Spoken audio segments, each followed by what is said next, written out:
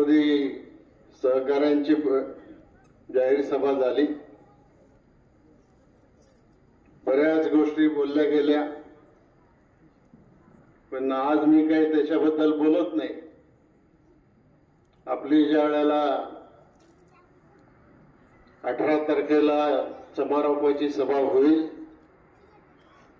त्यावेळेला ते या सगळ्या प्रश्नाची उत्तरं मी त्या ठिकाणी दिल्याशिवाय राहणार नाही, एवढी गोष्ट आपण लक्षामध्ये ठेवा। कारण शेवटी सामान्य या राजकारणामध्ये एक दिवस नाही तर 40 वर्ष काम केलेलं आहे आणि 40 वर्षामध्ये आपल्या संसारामध्ये चांगल्या प्रकारची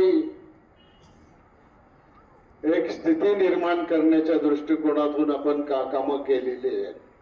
लाडकी बहीण माझी लाडका युवा सगळ्यांपुढे आपुला शेतकरी हवा।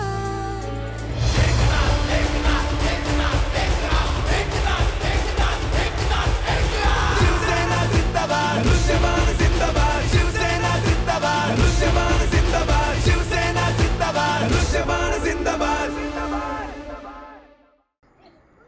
परंतु आज जो मुख्य प्रश्न आहे की आपलं पाणी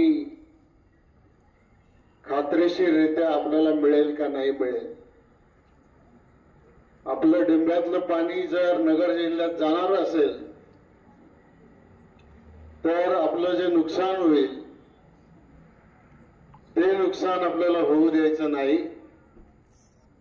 आणि त्याच्या संदर्भात आदरणीय पवार साहेब सुद्धा एक शब्द बोलले नाही त्या डिंबेच्या बोगद्याच्या संदर्भामध्ये।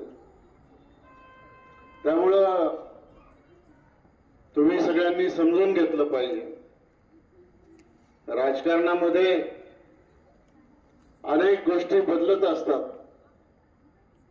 आणि त्या सगळ्या गोष्टी समजून घेऊन आपल्याला नक्की काय करायला पाहिजे,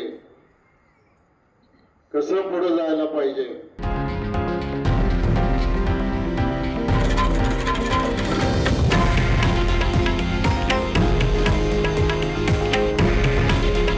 हे आहे देशातील नंबर 1 न्यूज नेटवर्क आणि आपण पाहत आहात TV9 मराठी।